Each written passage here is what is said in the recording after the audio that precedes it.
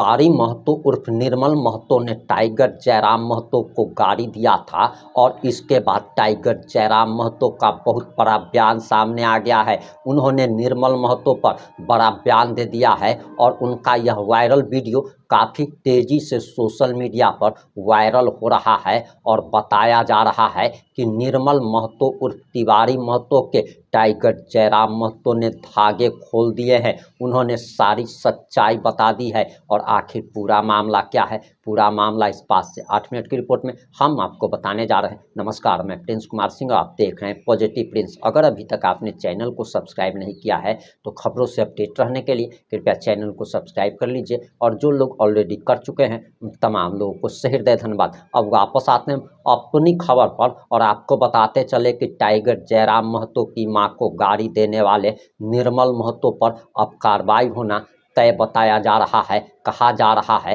कि विधानसभा अध्यक्ष को लेटर लिख दिया गया है और उनकी विधानसभा की सदस्यता रद्द हो सकती है। इस पर टाइगर जयराम महतो का जो बयान आया है, सबसे पहले आप जरा यह बयान सुनिए। तो जाहिर सी बात है, जनप्रतिनिधियों का शिकायत रहेगा, जनता का शिकायत रहेगा, वो सारे विषय को भी बहुत गंभीरता पूर्वक संज्ञान में लिए हैं और उन पर भी एक्शन रहेगा। आपका विधानसभा में प्रशासनिक तो ठीक से काम कर रहा है, लेकिन बाकी विधानसभा क्षेत्र में क्या चल रहा है? सिस्टम सही से चल रहा है कि नहीं? देखिए, वहाँ के विधायकों पे काफ़ी कुछ निर्भर करता है, सरकार की मंशा पे काफ़ी कुछ निर्भर करता है सिस्टम को ठीक-ठाक चलाने के लिए। एक विधायक दूसरे विधायक पर टीका टिप्पणी कर रहे हैं और अभद्र ऐसे टिप्पणी कर रहे हैं जिसको कि पब्लिकली नहीं बोला जा सकता है। क्या रिएक्शन देंगे आप? जी, हम भी सुने हैं, बहुत ही दुर्भाग्यपूर्ण है। राजनीति में द्वंद चलता रहता है, राजनीतिक विचारधारा में भिन्नता बनी रहती है, एक दूसरे का आरोप प्रत्यारोप, पक्ष विपक्ष होता है, शिकवा शिकायत भी होता है। अम, कुछ ऐसे शब्दों का भी प्रयोग होता है जो राजनीतिक दृष्टिकोण से उचित हो सकता है, लेकिन किसी की माता बहन को लेकर अगर कोई शब्द कर रहा है तो कहीं न कहीं उनकी अपनी सुचिता को दर्शाता है, उनका अपना व्यक्तित्व को दर्शाता है कि वो किस व्यक्तित्व के व्यक्ति हैं और उनका क्या व्यवहार रहा है। ये बहुत ही खेदजनक है। आपके क्रेडिबिलिटी पर भी सवाल उठाते हैं कि वो उनसे भी कभी-कभी ऐसा शब्द निकल जाता तो हो सकता है कि इस नहीं, तरह अब के हमने ऐसा शब्द नहीं, मेरे तेरे सब हुआ है, तेरे मेरे बेरे इतना हुआ है, लेकिन किसी का माँ बहन का ये हद पार वाला मसला है। आज तक हमने 3 साल तक, अभी 3 साल हमने जब विधायक नहीं बना तो उससे पहले हमने आक्रोश में ही बात किया है। उतना आक्रोश के बाद भी और झारखंड में तो सबसे ज़्यादा भाषण देने के बाद भी हमने शब्दों में नियंत्रण रखा है। बोले तो हमने जो कहा है वो मीडिया प्लेटफॉर्म पर है। कैसे आप लोग आक्रोश आपके कार्यकर्ता लोग कह रहे थे कि पुतला दहन करेंगे जगह-जगह पे सभी विधानसभा क्षेत्र में। लेकिन निस्संदेह हमारे समर्थकों की भावनाएं हमारे साथ जुड़ी हैं और कहीं ना कहीं ये बहुत ही मतलब मैंने कह नहीं सकते हैं, जितना उन्होंने जो शब्द उन्होंने कहा है उसका भर्त्सना जितना भी करे वो कम होगा, वो कह नहीं सकते हैं। आपके प्रति वो खुन्नस भावना रखते हैं, आप उसके प्रति क्या भावना रखते देखिए, हैं? हमने कभी हम उनके प्रति खुन्नस क्यों रखेंगे? मेरा लेवल कुछ और है, हमारा सोच कुछ और है, हमारा मिशन है, हम कुछ और मिशन के साथ आए हैं। हम अगर उस पे अपना समय गँवा देंगे तो फिर हमारा मिशन कहाँ जाएगा? हमने तो यहाँ तक मंचों में कई अवसर पर कहा है कि उनसे 2029 में हमारी आपका राजनीतिक मतभेद होगा जब चुनाव में सामने होंगे। अभी हमने तो यहाँ तक एक बार मज़ाक-मज़ाक में कह दिया था कि अगर हम तो मान के चलिए, हम अभी बैचलर है, हमारा विवाह अगर आपके दूर से किसी साली से हो गया, ठीक है, शादी में आप मुँह फुला के नहीं गए, मुंडन में तो टकला होने दोनों का आना पड़ेगा। तो मनुष्य, हमने तो ये तक भाव रखा है, लेकिन उस व्यक्ति की संकीर्ण सोच है, उस व्यक्ति की सुचिता क्या है, वो उस पे निर्भर करता है। हमने 2-3 मंचों में कहा है कि उनसे हमारा राजनीतिक विचारधारा मेल नहीं खाता है। उनके विधानसभा जब हम गए हैं, बात को रखे हैं, लेकिन सामाजिक तौर पे क्यों नहीं खाएगा भाई? सामाजिक तौर पे हम एक समाज से संबंध रखते हैं, लेकिन उस व्यक्ति की क्या सोच है, कितनी संकीर्ण सोच है, कितनी निम्न सोच है, कितना तुच्छ उनका सोच है, ये जग जाहिर हो चुका है। राजनीतिक विचारधारा कैसे निवेश कर रहा है? आप भी आंदोलन का उपज है, आजसू भी आंदोलन का उपज है, तो आंदोलन का ही तो देखिए, आप उपज है। नहीं, आजसू पार्टी और आजसू में बहुत अंतर है।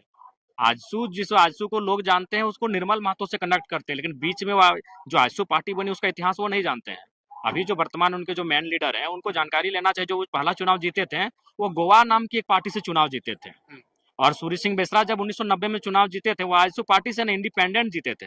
जैसे अभी फॉर एग्जांपल कांग्रेस का मैन विंग है जो चुनाव लड़ता है, बीजेपी का मैन विंग है जो चुनाव लड़ता है, लेकिन सभी विंग का किसान मोर्चा है, सभी विंग का ओबीसी मोर्चा है, सभी विंग का एसटी मोर्चा है, एससी मोर्चा है, माइनॉरिटी मोर्चा है, वुमेन मोर्चा है, सभी विंग का। तो ठीक उसी प्रकार वो जेएमएम का ही आजसू विंग था, स्टूडेंट विंग, और वो निर्मल महतो उस समय पार्टी के मैन लीडर थे, उन्होंने इसको बनाया था। तो उसका जब चुनाव मैन विंग लड़ती है, यानी जेएमएम चुनाव लड़ती थी, आजसू नहीं। इसलिए आप 1990 के चुनाव को चेक कीजिएगा इंटरनेट में, अभी भी रिजल्ट पड़ा हुआ है। सूर्य सिंह बेसरा इंडिपेंडेंट लड़े थे, आजसू पार्टी से नहीं लड़े थे। इसका मतलब वो चुनाव लड़ने के लिए वो नहीं बनी थी, यानी जो चुनाव लड़ रही है, जाहिर सी बात वो फर्जी है। सत्ता के लिए। हाँ, निसंदेह। आप सिंपल सा बात है। ये राज्य के लोग चूंकि उतना तार्किक सोच नहीं पाते हैं, तार्किक सोचिए।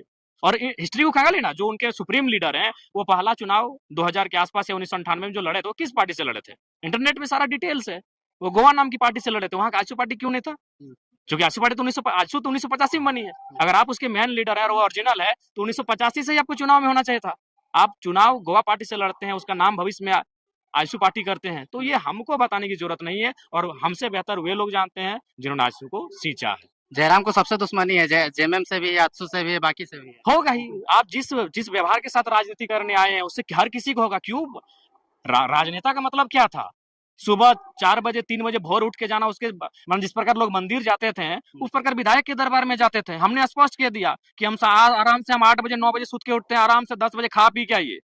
विधायक भगवान नहीं होता है, विधायक आपके बीच का, आराम से मिलने आइए, खा पी के आप अपने समस्या को सुनाने आइए। हम शाम तक नहीं, रात तक आपकी समस्याओं को सुनेंगे, जब तक आपकी समस्याएं खत्म नहीं होंगी। और हम बैठते हैं, सुबह 11 बजे बैठते हैं, तो शाम के 4 5 6 भी बज जाता है। आप जो बोल रहे थे सैलरी डोनेशन का बात, वो कहाँ हाँ, तक वो हो गया 28 तारीख तक। 28 तारीख को 4,80,000 जो हमारा 3 महीना का सैलरी होगा, वो हम स्टूडेंट को, जो डुमरी विधानसभा के अंतर्गत 40 स्टूडेंट, मैट्रिक के टॉप 10, इंटर में 3 फैकल्टी होता है, आर्ट्स साइंस कॉमर्स तीनों के 10-10 30 40 स्टूडेंट को जो भी होगा मैंने उसके डिस्ट्रीब्यूट करने जा रहे हैं। जैक बोर्ड का? जी, जैक बोर्ड, जाहिर सी बात है, जैक बोर्ड। सीबीएसई वाले लोग तो वो सक्षम है। देखिए, आप भी जानते हैं, जो सीबीएसई में जो बच्चे पढ़ने जा रहे हैं, देखिए सीबीएसई में जो बच्चे हैं वो बुरा ना माने, उनके अभिभावक भी बुरा नहीं माने, लेकिन सीबीएसई में जो बच्चों को पढ़ा रहे हैं वो सक्षम है आर्थिक रूप से। जो आईसीएसई में जो अपने बच्चों को पढ़ा रहे हैं वो सक्षम है। जो डिनोबली में अपने बच्चों को पढ़ा रहे हैं वो सक्षम है। जो चिन्मया में अपने बच्चों को पढ़ा रहे हैं वो सक्षम है। जो दिल्ली पब्लिक स्कूल में अपने बच्चों को पढ़ा रहे हैं वो सक्षम है। जो सरकारी स्कूल पढ़ने जा रहे हैं खिचड़ी खा के, आपको मानना होगा कि वो परिवार सक्षम नहीं है, तभी अपने बच्चों को आज इस अवस्था में सरकारी स्कूल एक ही भेज साथ रहे हैं। मिला के 3 महीना का दे रहे हैं। हाँ, एक ही साथ 3 महीना का। उसके बाद हमने सोचा है कि हमारे विधायक बनने के बाद हमारे क्षेत्र में कोई माता बहन जिन्होंने अपने परिवार के मुखिया को खो दिया है, या फिर कोई ऐसा विकलांग भाई जो सक्षम नहीं है शारीरिक रूप से, या फिर कोई ऐसे स्टूडेंट जो ये कहते हैं कि हमारा परिवार का हालत ठीक नहीं है और ट्यूशन फी नहीं मिलता है, हम अपनी पढ़ाई छोड़ रहे हैं, तो बाकी इसके बाद जो हम निर्णय लेंगे, सरकार हमारी माताओं बहनों को 1000 रुपए दे रही है, सरकार गवर्नमेंट, विधायक जयराम महतो अकेले उनको 1000 रुपए महीना देगा। हम पहले उनको चिन्हित करेंगे कौन सा परिवार ऐसा है जिनकी माताएं बहनें अपने परिवार के मुखिया को खो चुकी हैं और उनकी परिवार की स्थिति ठीक नहीं है। लेकिन डुमरी विधानसभा बड़ा क्षेत्र है, कैसे क्या कोई चिन्हित कीजिएगा, और उतना आपका बजट भी नहीं है। नहीं, देखिए, अगर हम 20 को भी दिए तो बहुत बड़ी बात होगी। तो फिर किसको छाड़ दीजिएगा? फिर तो मतभेद वाला बात नहीं, है। मतभेद होगा, उनको समझना होगा। हम आकलन करेंगे। अभी मान के चलिए अबुआ आवास आता है, एक होता है लेकिन दावेदार 10 होते हैं, तो सर्वे होता है। ये उनको भी समझना होगा कि एक विधायक अगर एक सकारात्मक प्रयास कर रहा है तो टांग नहीं खींचना चाहिए। ये पूरे हिंदुस्तान में नहीं हुआ था कि कोई विधायक अपनी निजी सैलरी से 1000 रुपए किसी स्टूडेंट को महीना दे रहा है, अभी तब तक जब तक वो अपनी पढ़ाई कंप्लीट नहीं करेगा। किसी दिव्यांग को प्रत्येक महीना 1000 रुपए दे रहा है। वन टाइम मदद करते हैं। आप किसी राजा के दरबार में विधायक के टाइप पे चले गए तो 2000 4000 5000 वन टाइम मदद करेंगे, लेकिन हम अपनी सैलरी को, अभी कौन सा पैसा मदद करते हैं जो ब्लैक में कमा के रखे हैं। आप भी जानते हैं उनके पास ब्लैक पैसा है, तभी वो जनता की मदद कर रहे हैं। वो 1.5 लाख 2 लाख मिलने वाली सैलरी किसी का हस्ती नहीं कि वो जनता को डोनेट करें। तो अपना जीवन क्या जनता के लिए निछावर कर दिया? बिल्कुल, आज आपको आश्चर्य होगा, कल ही जनता दरबार डुमरी में हमारी माँ का फोन आता है और क्या बोलती मालूम है कि घर कोनो सामान ना हो रे खाए के। एक विधायक की माँ फोन करती है और बोलती घर कोनो सामान ना हो खाए के, तो फिर हम कल अपना घर 50,000 रुपया भेजवाएं। वो हालत है हमारा। सही बात है। हम घर, पहला बात, हम घर जाएंगे, घर में बैठेंगे, तब तो हम जानेंगे कि मेरा घर में क्या घट रहा है, क्या बढ़ रहा है। हम घर कब जाएंगे अभी? और हम वो विधायक हैं जो हमने क्या वचन दिया है कि अपना जिला के बाहर हम जमीन नहीं खरीदेंगे। ये बोकारो, ये नावाडी ब्लॉक बोकारो जिला में आता है। हम वचन दे चुके कि हम यहाँ जमीन नहीं खरीदेंगे, क्योंकि नेताओं की अमीरी ही जनता की गरीबी के कारण है। आज आप किसी से नहीं छुपा है, धनबाद के 2 नेता आने वाले दिन लगभग धनबाद का 25% जमीन धनबाद के 2 नेता के हाथ में होगा। नाम अभी नहीं लेंगे, आप भी जानते हैं, पूरा धनबाद जानता है। आने वाले 25 सालों में धनबाद के 2 नेताओं के पास धनबाद की अच्छी खासी जमीनें आने वाले 25 साल में हो जाएंगी। यानी जनता की गरीबी के कारण नेताओं की अमीरी है, और सबसे बड़ा कारण है संपत्ति। तो इसलिए हमने वचन दिया है कि हम अपना डुमरी विधानसभा में कहीं जमीन नहीं खरीदेंगे। इसलिए नहीं खरीदेंगे कि ये विधानसभा मेरे जिला में नहीं आता है। तो जाहिर सी बात है, जब हम ये जमीन नहीं खरीदेंगे तो मेरा खुद का यहाँ घर ही नहीं होगा। अभी क्या रेंट में रह रहे हैं? हाँ, रेंट में नहीं रहे।